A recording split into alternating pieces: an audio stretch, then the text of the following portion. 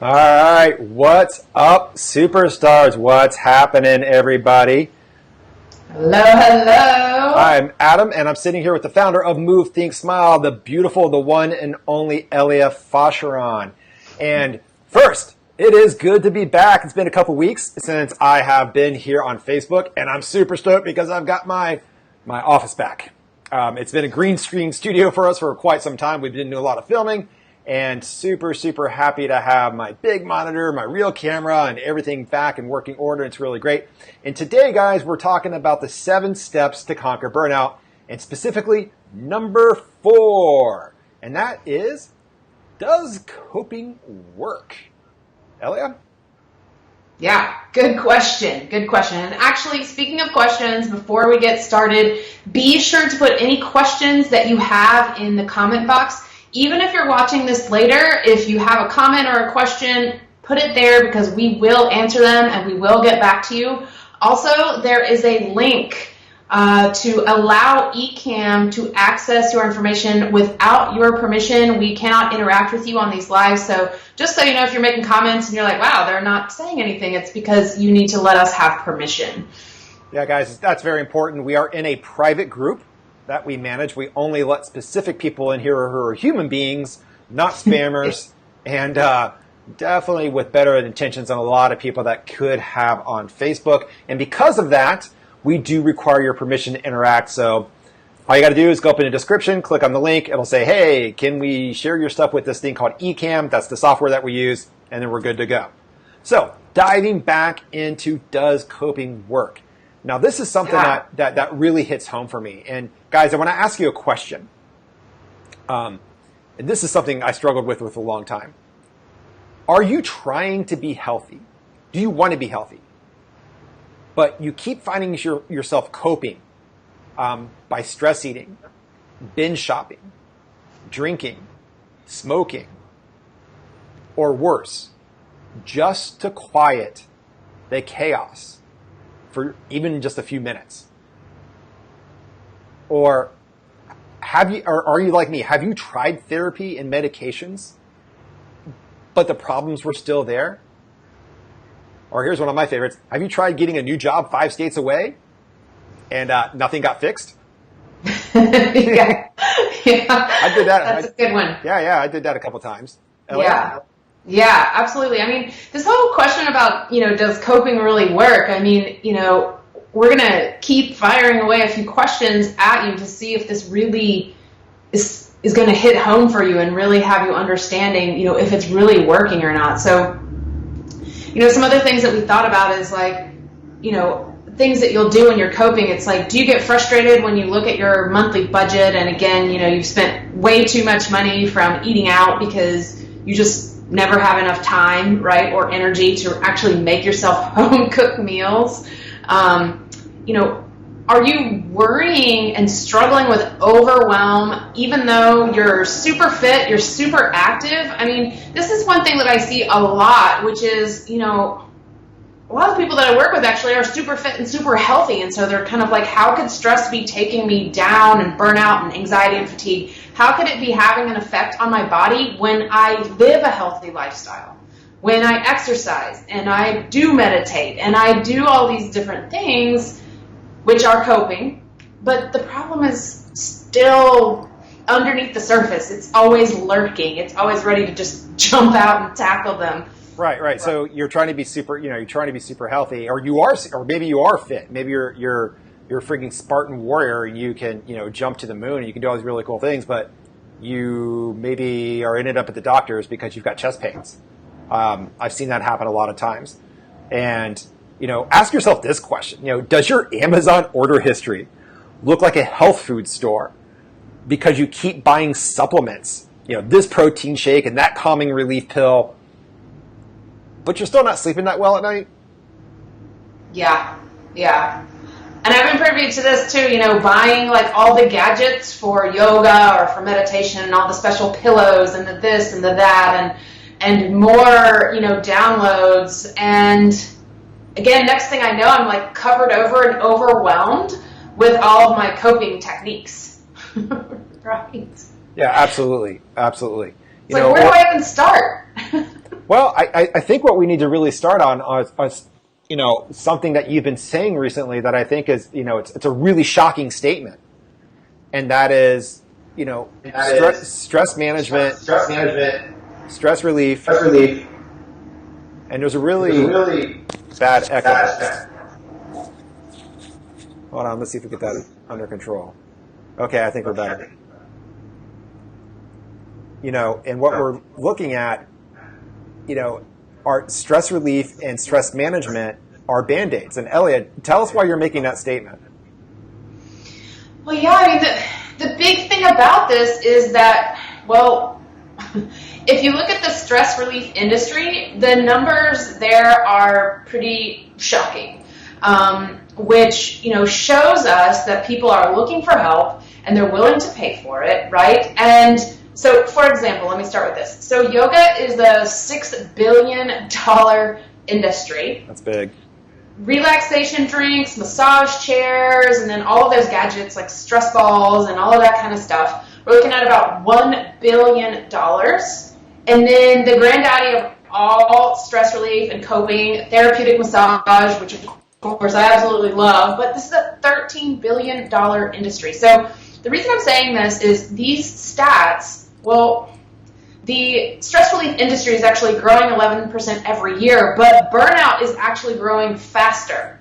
And the World Health Organization said that stress is the epidemic of the 21st century, and that 3 out of 4 of us are burning out. So there's just nothing, it's not adding up, right? So this is why I'm making the bold statement about how coping just really isn't working, because if it was, our numbers shouldn't be as high as they are for people burning out. Yeah, and one of the stats that really kills me is that yoga is a $6 billion industry. Now, if you break that down into $10 yoga sessions, that's what, 600 million $10 yoga sessions or somewhere around there every year. 600 million, guys. Can you fathom that? Yoga sessions that people are doing every year. Now, I know there are people out there, and some of them are my really good friends, who kick ass at yoga, and that's their lifestyle, and that's what they do for a living, and they're really, really good at it. But I can tell you, I've done a lot of yoga classes, everything from the easy stuff all the way up to the crazy hot shit like Bikram yoga, and I would say 90% of the people in those classes could probably be doing yoga more, right? Or they're in there, they're not in there for the same reason that the yogis are in there. They're in there because they're trying to combat a problem. And unfortunately, the stress industry, and Eléa, I spaced out on you for a second there because there was a giant truck that went by. Did you talk about the growth? Yes. So yeah, 11% annually, and then burnout is growing at 13% annually, and that's just nuts. Why is that? Eléa, why is that happening?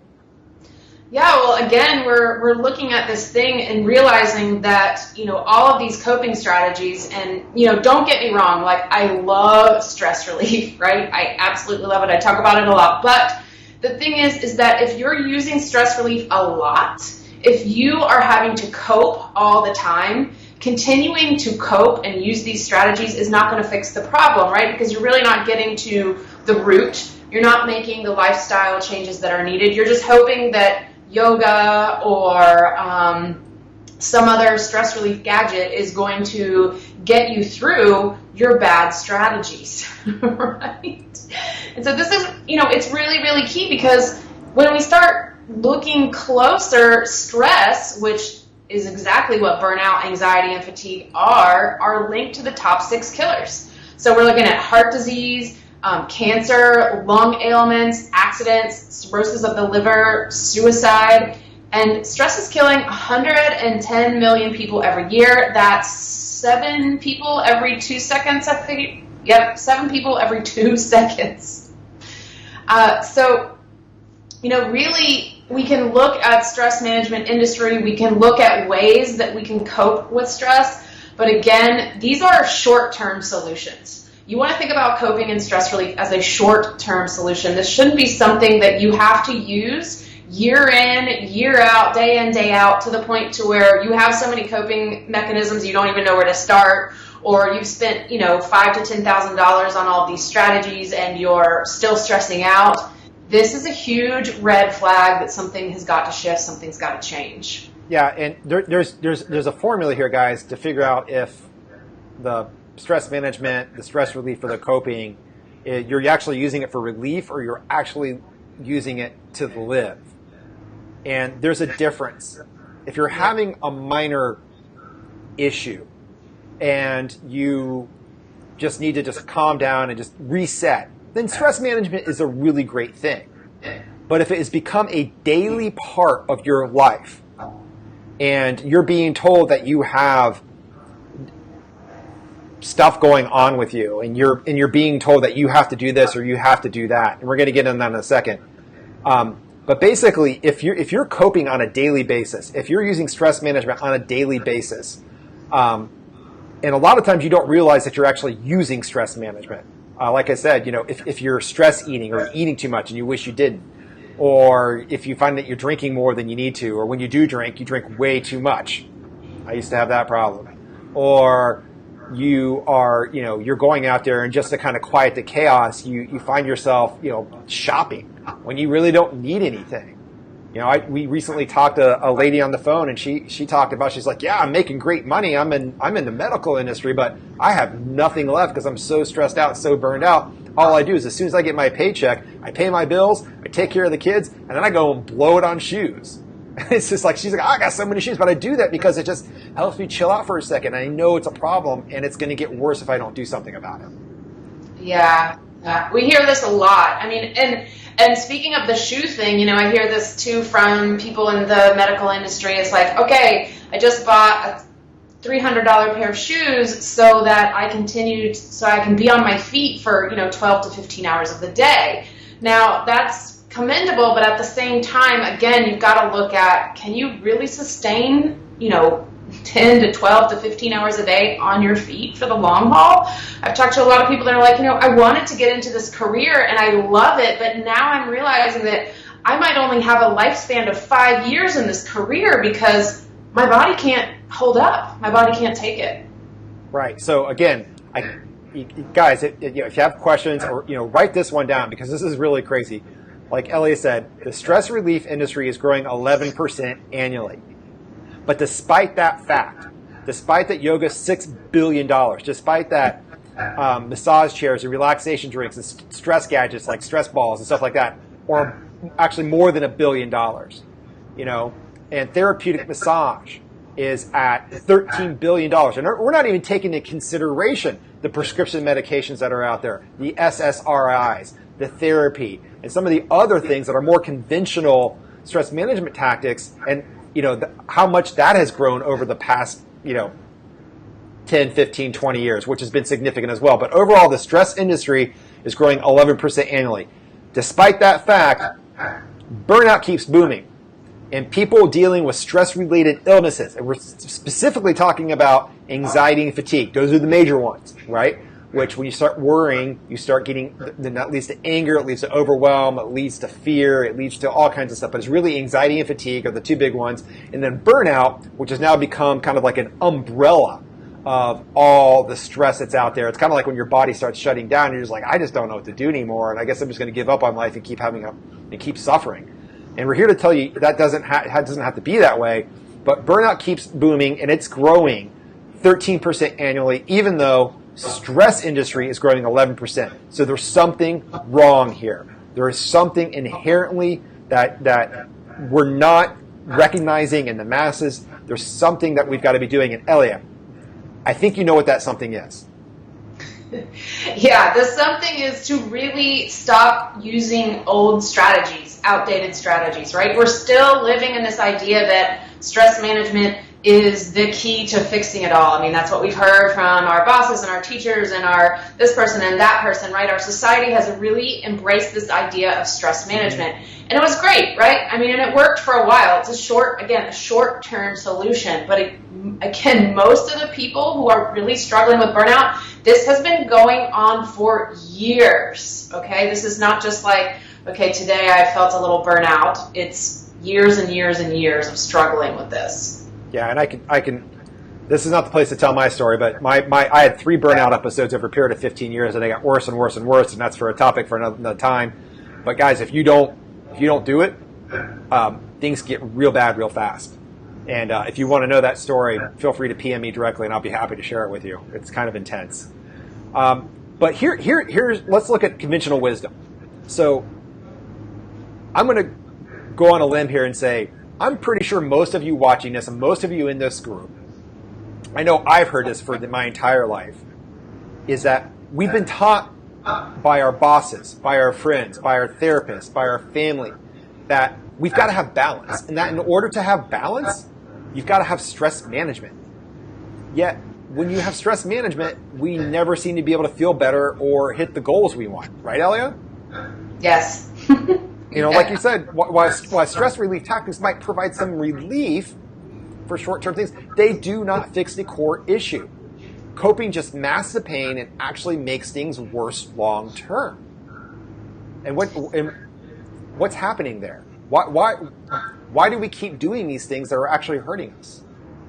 Well, one, it's a quick fix, right? It's easy. Like, we're so busy. We have so much to do. We're like, we just need something to get us back up and running as fast as possible, right? So that's why, like, caffeine is a great example of that, right? It's like a quick fix. It gets us going. But the thing is, again, we have to look at what's happening in the long term. So what's fascinating to me, too, is the statistics are showing that, of this 75% of people that are really struggling with burnout, they're spending anywhere from $15,000, $20,000 to $25,000 a year on a lot of those coping mechanisms that we already discussed. And you start to realize that burnout is not just costing you the physical symptoms and the frustration that you're feeling now, but it's costing you a lot over the long term. And this is, again, the money that you are not saving, and the money that you're making is going down the toilet into stress management or, bad coping strategies, like maybe,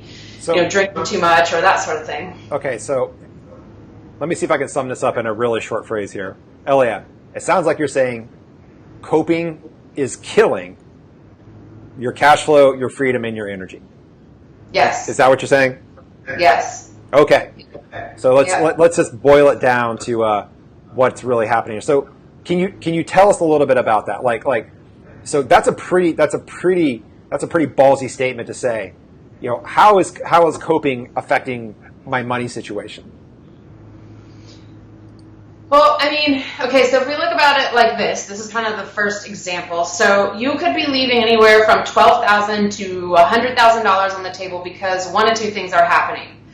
Number one, your confidence has eroded. It's totally shot. It's gone. You don't have your mojo. And so you're not going for that promotion. You're not leveling up your business if you're a business owner. And if you own a business, you've got to be doing this on a regular basis. Or you're not changing careers, right? So you're not going for the career that could be bringing you in more cash flow because you just feel so run down and so burnt out. Or two, you're losing so much productivity that, what used to take you about an hour is now taking 4. And again, that's costing you, right?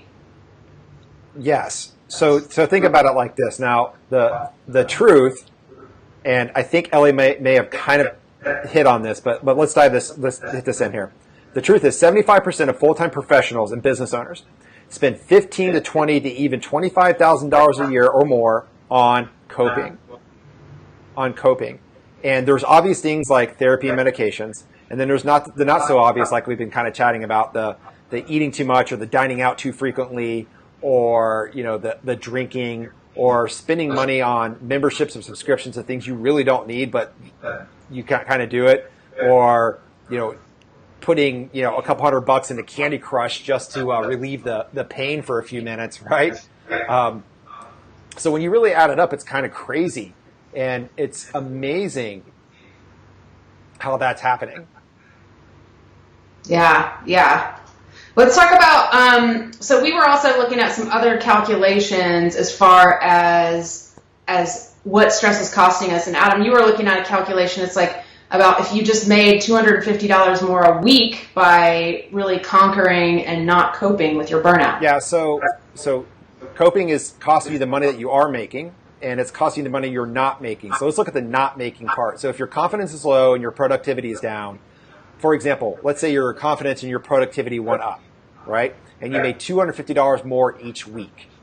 That equals $1,000 more each month. That's $12,000 more a year. And in 5 years, that's $60,000 that you could have in your pocket if you just either boosted your productivity and what takes 1 hour only took 1 hour instead of 3 or 4.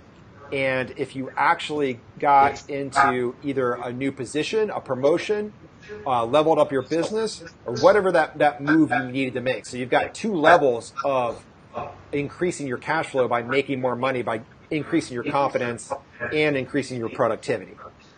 And if you think that is crazy, Eléa, tell us what coping is doing to people's freedom. Okay, yeah. So, of course, I think we can all agree that, well, we can always make more money, right? And money, of course, is not like, it's not everyone's motivator. It's not, the catch-all be-all. So for some people, it's really realizing how much it's costing you as far as your time. So if you're losing anywhere from 3 to 5 hours, which I would say 3 is on the low end, then we're looking at you're losing about 1,080 hours for the year, or that equals 45 straight days. Now, we want to share this with you because we want this to be a motivation for you to make the changes that you need, because I know that you're tired of suffering and you're tired of just putting up with mediocre, right? And when you look at this, when you look at the free time that you're losing, it's also not even just your time. It's the experiences that you're not having with your family or your kids, or the things that you'd really love to be doing, like your hobbies. And it's also the impact that you're not making. Because, of course, Adam, you and I we believe that people are here to make a big impact. And when they're burnt out, it's tough to do that. Yes. Yes, it is. Now, I want to go back to your equation real quick. Yeah. All right. So 3 hours a day, which is basically the minimum. A lot of clients that we work with actually come to us and are losing 4 or 5 or 6 hours a day on some of the more extreme stuff. But let's go with 3 hours a day, which is the most common one. People get off work, they can't unplug, and they're running around, putting out fires, taking care of chaos and turmoil and all kinds of other stuff. Then they can't sleep at night. They wake up tired but wired. And there's all kinds of ways you put that 3 hours together. And if your time is worth $10 an hour, right? That equals $10,800 a year based on 3 hours a day. And I don't know about you, Eléa. Is your time worth $10 an hour, minimum wage? I would hope it's worth a lot more than that. Yes, it's worth a lot more. Okay.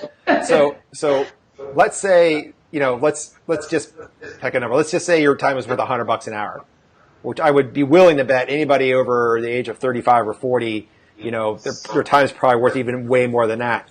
If your time is worth $100 an hour, that's $108,000 every year that you're letting bullshit, anxiety, and fear, and worry, and overwhelm take from you.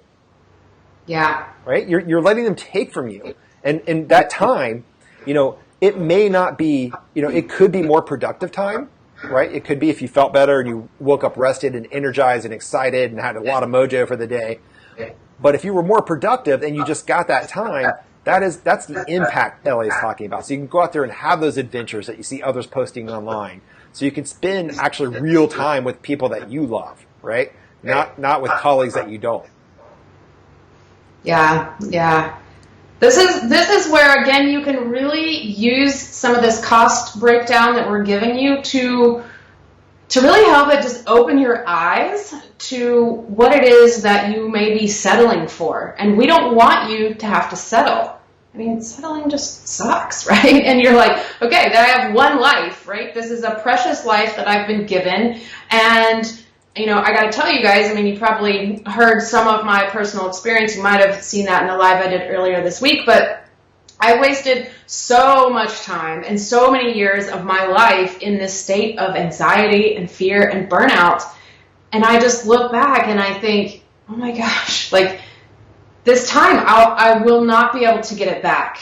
And so I really want this to be a wake-up call for anyone that's watching this to really, realize that you're worth more than this. Right. So the question you need to ask yourself is, What could you be doing if you had an extra 45 days of straight freedom? That's 45 days of not going to sleep, all right? That's what 3 hours a day is. That equals 45 days a year, 24 hours straight, no sleep, 45 days straight of extra freedom. What would you do with that? How would you divvy that up? Ellie, what would you do with 45 days more freedom? Oh my gosh. Okay. So, well, for one, I would definitely have a lot of adventures with my friends and my family because I absolutely love being with those people that I love and adore. And I also would be outside in nature. I would do traveling. Like I would go to the national parks, which are amazing. I would go back to Moab. I would go to Joshua Tree. But I would also, most recently, I have become infatuated with Iceland because of the amazing landscape that is there. And the other thing, too, is really just having more time to be present and enjoying the small things in life. While I love to travel and I love all of that, I also really enjoy just having an afternoon to be like, oh, I can just allow and give myself this gift of reading a book this afternoon and not feeling guilty about not being productive during that time. Or doing a puzzle or cooking a good meal, right? This is all stuff that I am absolutely passionate about and would fill those days with. Yeah, what about you? I would definitely spend less time inside. I would definitely spend more time traveling around. I agree with you. I'm a national park lover. I like to, I want to be the person taking those pictures and posting them online. I love seeing them when people put them there. But I want to, find that secret lagoon buried in Arizona that has, crystal clear water for 30 feet that's coming out at 85 degrees. You're like, what? Yeah, it exists. It's cool and I want to go there. Yeah. You got the big ones like Joshua Tree and Yosemite and all that kind of stuff. Definitely want to hit those too, but I want to hit the places that are unknown. That's what I would do with 45 more days of freedom. I would definitely, I would up my fitness level. I've got a dream of becoming just like this elite Spartan racer, and I'm far from it right now. But man, if I had that time, yeah, I would definitely. That's what I use my time with. That's where I work on it. Yeah, and I have a lot of friends and who have small children right now, and I know that they would love to have more quality time with their kids to really share moments with them, but also teaching moments, right? A lot of people, I think, feel like everyone else is raising their children but them, and that they really want to have that quality time. They want to be able to impart, legacies and things about their family and learning and all of this stuff. And, that's so important because kids grow up so fast, and then it's like they're gone. Right? Yes, and I can attest to that because when I didn't have that 45 days of extra freedom, I was actually wasting, I'm probably going to go 5 to 6 hours a day during my last Burnout episode. And that was a 5-year episode. And that's when my kids were in high school. And I watched my kids grow up without me. I mean, I was there, but they grew up without me. And I tried to make up for it for doing a couple cool trips here and there and having a few experiences. But, they were short, they were lived. And, I could have been a much better dad if I would have just stopped dealing with my own bullshit and taken care of it. So, Eléa, let's move on to the next thing. There's one more thing that coping is killing, and I think this is the one that, people can really feel. The cash flow, you can see it when you look at your bank account. You're like, oh, I wish I had more money. And you can always make more money, right? And then people can kind of look at their time, and they always say, I would never have enough time, but they could get more time. But I'm sorry, but you can never make it more time. You can make more money, but you can never make more time. But the last thing that coping is really, really messing with is, well, it's your health. It's your energy, right? Yeah, absolutely. I mean, okay, I think, well, you might have heard me say this before, but 80% of doctor's visits are due to stress-triggering physical symptoms. So, again, it's like burnout has a way of just sucking your energy. And, of course, that's when you start struggling with all the fatigue and the anxiety. And, I always like to say it's like really burnout is like walking around in an energetic debt. if you can think about your energy like a bank account, you need to have some savings in there. You need to have a good amount of energy in there so you can keep powering forward. And when you're burning out, you actually start going into debt. And of course, that takes more work to get out of that debt. And when you're really tired, you feel like you can never get out. So you end up on this never-ending cycle of never being able to catch up.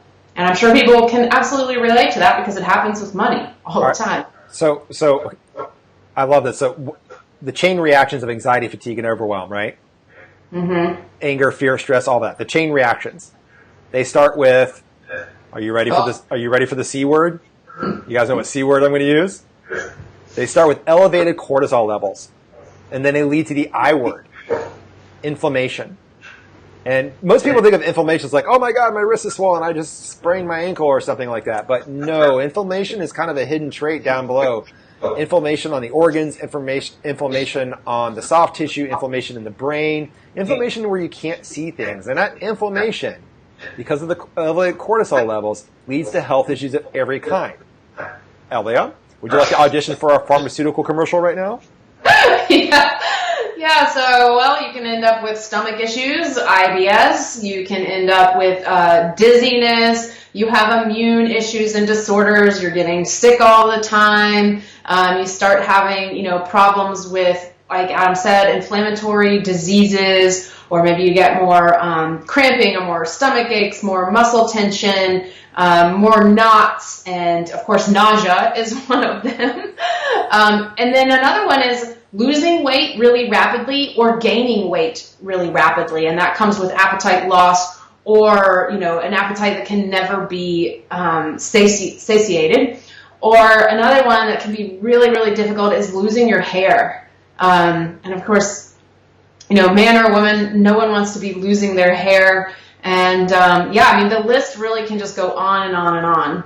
And one that you got to get real with, sex drive.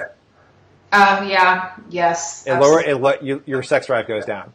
So if you don't have the stamina and vigor of that 18-year-old, we're a little bit older, but you're not that old yet.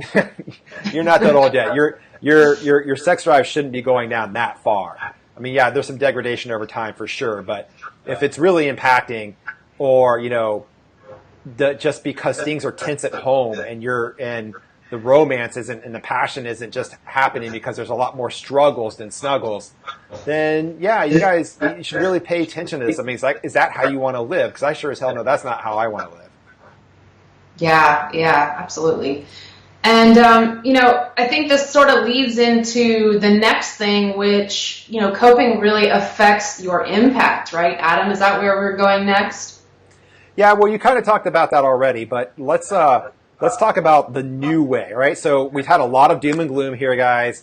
We're not trying to be buzzkills. We're just trying to bring forward to the table that, we are being told all over the place to, manage stress. I know that in the world of attorneys and legals, we have a good friend over there, and he told us a really actually frightening statistic, or not a fact, but a law. And that is, an attorney is required to have 3 hours of stress management training. What is it, Eléa, every 5 years? Something like that, yeah. Yeah, something like that. An attorney, a litigator, right? A defense attorney, or any attorney is required to have 3 hours of stress management training every 5 years. Do you know how ridiculous that is? Yeah. Do you think 3 hours is going to keep attorneys from committing suicide or stop becoming alcoholics or being one of the worst drug addictive professions on the planet? Yeah. No. They have more cases of alcoholism and suicide, I think. Almost higher than most professions for sure. Yeah. No, it's nuts. It's nuts. But we do have good news. We do have good news. We do and that's when, when life keeps giving you the middle finger, there is a way to stop coping, and wait for it, and start conquering all the crap in your life.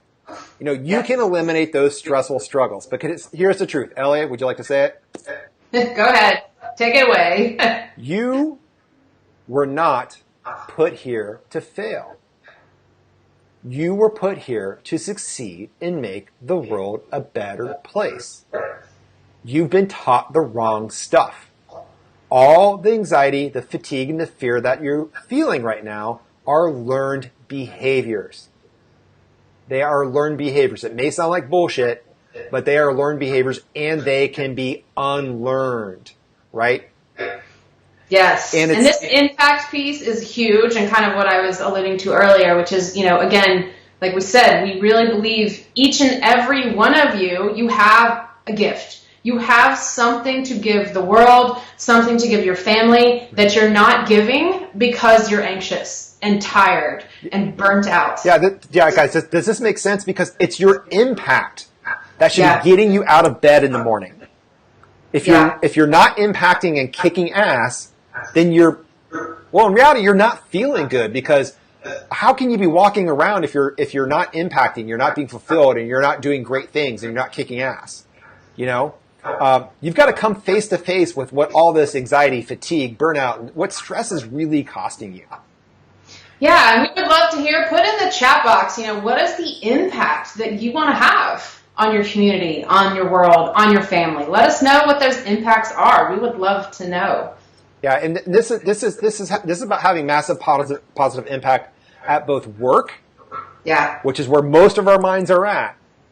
We put all of our effort into work, but because we're not having the impact at work that we want, this is where the stress and anxiety is coming from. And then we want to have impact at home, and we think we have to have the impact at first before we can have the impact at home. At least I know that's how I felt. Yeah. And it's crazy. And again, that's what we've been taught. We've been taught all kinds of crazy stuff. And basically, if you want to get back the freedom, if you want to get back your energy, if you want to get back the cash flow that burnout is taking from you, if you want to have incredible health, you must beat stress. And Ellie, what does this mean? Well, it means you have to stop coping. It means you have to really listen to what we laid out for you here today and realize how much it's actually costing you. Because right now you probably think it's saving you and keeping you running. But again, this is going to be not if burnout and anxiety take you down. Right now, there probably feels like they're taking you down, but until you kind of land in a position where you can't work at all, you haven't been completely taken down yet. But if you keep coping and you don't fix things, it's not a matter of if, but when you get to that point where now all of a sudden you can't work because you're so sick, you're so lost, confused, fatigued, everything, and we don't want you to get to that space. Now, I want to share with you just a quick story about someone I literally just talked on the phone with not long ago. And she's a single mom, got a great healthcare job, great healthcare career, actually. But she no longer does the things that she loves to do. She was into kiteboarding. In fact, she was one of our customers at our last business in our super sexy surf industry, and that ended up blowing us up in a giant thing of burnout. And she's not sailing, she's not riding horses, she's not traveling and walking new cities like she loves to do. And she actually told me that, yeah, I'm pretty good, I'm doing fine, I'm handling all the burnout. And I'm like, are you handling all the burnout? And she's like, yeah, they've got a campus gym that I can go to, and I get in some minimum exercise and stuff. And I'm like, okay, is that helping? She's like, yeah, it's helping relieve the stress. I'm like, are you in the shape you want to be? She's like, no, not really. And she's like, I love to cook and I love to eat healthy, but I don't have a whole lot of time because when I get out of work, I'm having a really hard time unplugging. And I'm dealing with all kinds of turmoil and chaos with just like my family and my friends and then work and stuff like that. I wake up in the middle of the night and I just can't go back to sleep because I'm tired but wired. And she was telling me how, she's tried some self-help books, some expensive retreats and stuff like that, and they just aren't working. And it was literally costing her, this is crazy, 5 hours a day, which was 1,800 hours of free time a year. And she had an option to go into a musical career. And she actually does this kind of part-time here and there. But if she were to take that time and concentrate on her musical career, she could potentially bring in another $270,000. $270,000. That is amazing. On top of that, I said she was a single mom. She's got a high school son, and she's afraid she's not going to be able to spend as much time with him and have the impact and experiences before he heads off to college. Yeah. I get that. I sat back and watched my kids grow up without me, even though I was there, and I would never want that from anybody. That right there is priceless, because the impact you have on your child is the impact they're going to have on the world. You know. Yeah, when you're super stressed out like that, you're emotionally unavailable. And of course you're short with them, you get frustrated a lot easy, and they don't deserve that. Right. So, you know, she was fatigued, her confidence was down, her productivity is down, and, you know, she was gaining weight and all that. And then when we talked about that, we talked about, you know, how coping and handling it all is like, is that how you really want to live your life? She's like, no, I don't. I'd really like to start conquering this stuff. And I'm like, well, let's get started. So guys, on that note, you know, if you find yourself coping with stuff, like I said, if you want to be healthy, but you keep finding yourself, you know, stress eating, binge shopping, drinking, smoking, whatever your cup of pain relief is every night, you know, and you know it, and you don't want to do it anymore. And like I said, you know, if your medicine cabinet is chock full, and now you're using your pantry for a bunch of the supplements you've got because you're just looking for that one thing to make everything better, and you're waiting for things to change, then it's coping. And we want to invite you guys to stop coping and start conquering. And Eléa, how can they do that? Just head on over to movethinkSmile.com/talk. And what we'll do is we'll hop on the phone for about 45 minutes, and we'll just take a look at what's going on and what's happening with your coping strategies, and, you know, how much it's costing you. And that's going to give you a really, really clear outline and direction for where things are going right now. And then you can start figuring out, okay, what's the new direction? Which way do I need to go now? Well, right away, when you stop doing that stuff, first of all, you start saving a shitload of money, right? Yeah. I mean, that's just a benefit right there. And then when you start conquering the obstacles and the challenges and the things that are out there, when you actually start laying waste to all the BS in your life, this is where Burnout the Badass comes from. This is all about turning anxiety and fatigue into peak performance. And guys, if you're looking for that, get on the phone with one of our coaches. It's a good chance you're going to talk to either myself or Eléa. movethinkSmile.com/talk, and we'll get crystal clear on 3 things, right? Yep, absolutely. And, you know, we just really hope today that you took away some great stuff from what we were talking about here today. We hope we kind of nudged you a bit to take a closer look at what's going on in your life so that you can really start making some changes. Because again, that's what it's about. It's about deciding that you don't want mediocrity anymore. You know, I think someone was telling me the other day, I mean, well, I think there's been a lot of versions of this, but it's like good is the arch nemesis to great, right? So if things aren't really that bad right now, but you're just kind of coping and you're handling it, well, you don't have a lot of momentum to really make that change. And when I see people get down into what I like to call the big burn, which is we've got 3 levels of burnout, which we'll talk about that some other time, but in the worst of burnout is when people really make that change because, you know, again, you're at this point where now you're just in misery 24/7.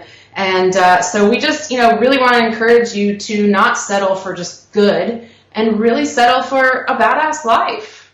Right, guys. So like Eléa was saying, you know, get on the call with us. We'll get radically simplify everything down for you. We'll get extremely clear on the 3 things. What exactly in your life is causing all the stress, anxiety, turmoil, and chaos right now?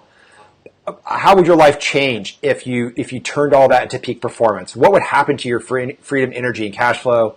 And exactly step by step, how to make those bold moves, start thinking differently so you can start smiling more. And if we think you're a good fit, we might invite you into our program. If not, that's okay too. People love these calls. It'll be the best 45 minutes you spend on your life. Go to movethinkSmile.com/talk. Schedule a call. It's free. What do you have to lose? Perfect. All right, guys. So we would love to have or hear any comments from you. Post those in the comment box when you're watching this at any point after it's been aired.